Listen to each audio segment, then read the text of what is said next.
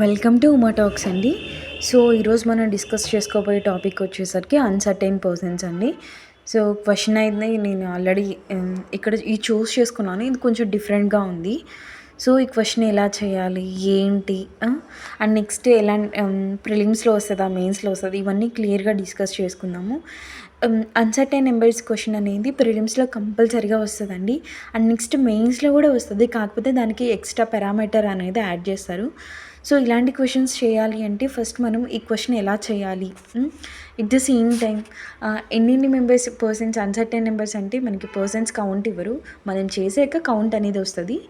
So ఈ క్వశ్చన్ని ఎలా ప్రిపేర్ చేయాలి అంటే నెక్స్ట్ మనం ఏ పాయింట్స్ అనేది చూస్ చేసుకుంటూ క్వశ్చన్ చేయాలి అనేది క్లియర్గా నేను ఈ వీడియోలో చెప్తాను. డెఫినెట్లీ చూడండి. ఈరోజు అయితే ఐబీపీఎస్ P4 రిజల్ట్స్ అనేది మెయిన్స్ రిజల్ట్స్ రిలీజ్ అవటం జరిగింది. సో నేను ఆల్రెడీ వీడియో పెట్టాను మన ఛానల్లో, చూడని వాళ్ళు చూడండి. అండ్ వీడియో కింద డిస్క్రిప్షన్లో లింక్ అనేది ప్రొవైడ్ చేశాను, రిజల్ట్స్ లింక్. ఒకసారి రిజల్ట్ చెక్ చేసుకొని వాళ్ళు ఎవరైనా ఉంటే డెఫినెట్లీ చెక్ చేసుకోండి. సో మనం క్వశ్చన్ అయితే స్టార్ట్ చేద్దాము, ఓకేనా.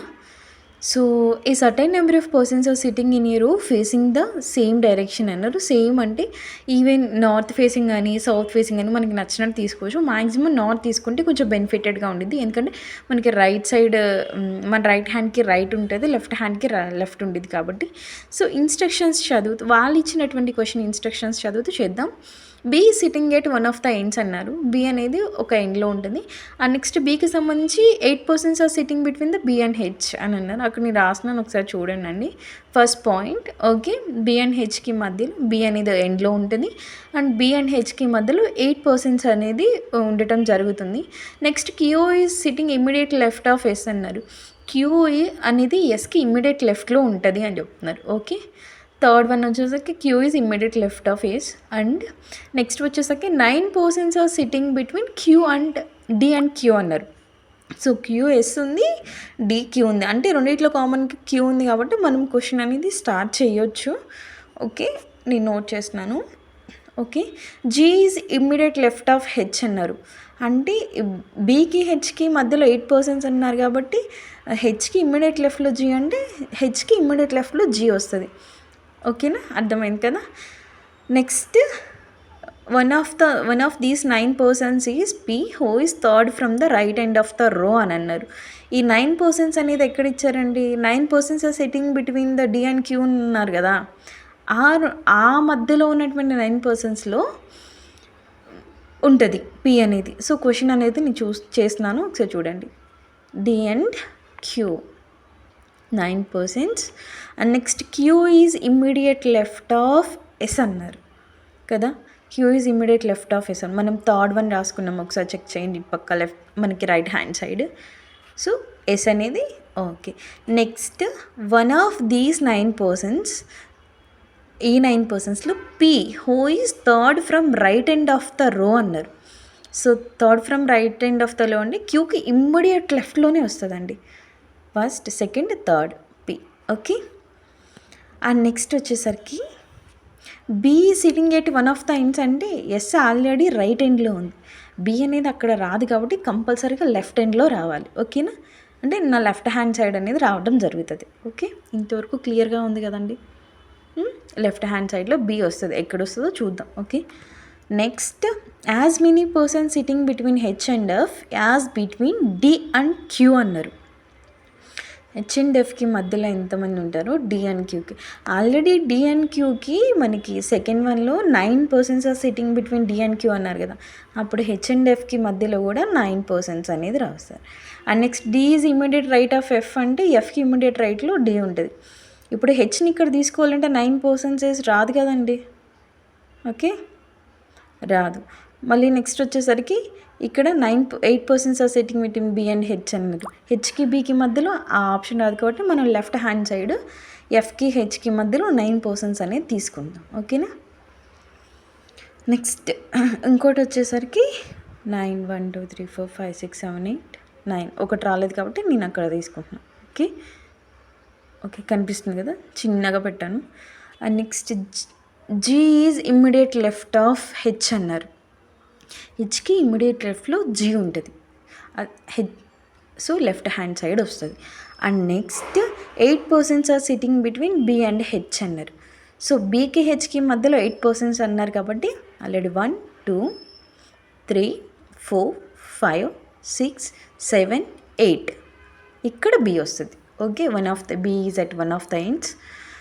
సో మీరు క్వశ్చన్ అంతా చేసిన తర్వాత ఏంటంటే ఒకసారి మీరు మళ్ళీ చదువుకుంటూ ఒకసారి చూస్ చేసి, ఎవరికి బిగినర్స్కి మాత్రమే. Okay, Q is immediate left of S and B is sitting one of the ends. 9 persons are sitting between D and Q. Okay. G is immediate left of H. H ki left lone G undi. Okay. One of these 9 persons is P. ఆ 9% D and Q కి మధ్యలో 9% ఉన్నారుగా, వాళ్ళలో P అనేది P who is third from right end of the row అన్నారు. 1 2 3. Okay, P అనేది అక్కడ వస్తుంది. ఓకే, అర్థమైంది కదండి. P అనేది అక్కడ వస్తుంది. As many persons sitting between H and F as between D and queue.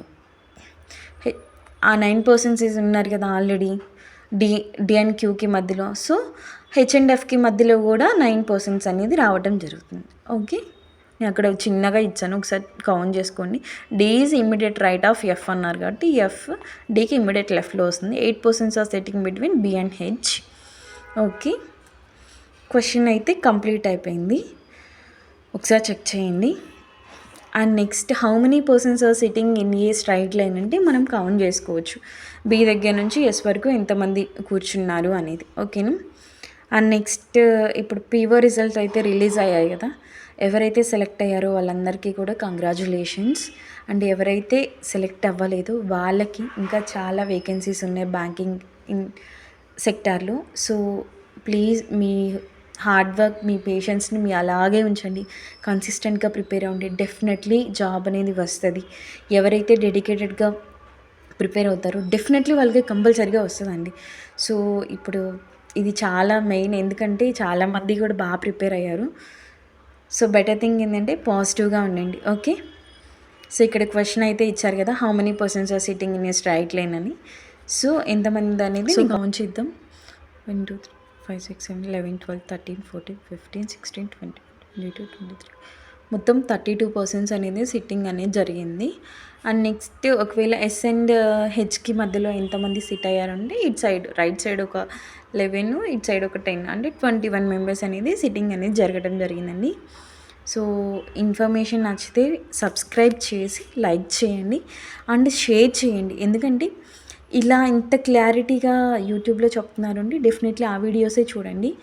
ఇంత క్లియర్గా అయితే ఎవరు చెప్పలేదు నేను చూసినంత వరకు. నేను ఆల్రెడీ యూట్యూబ్ వీడియోస్ చూస్తాను, ఎలా చెప్తున్నారు ఏంటి కంటెంట్ ఎలా ఉంటుంది.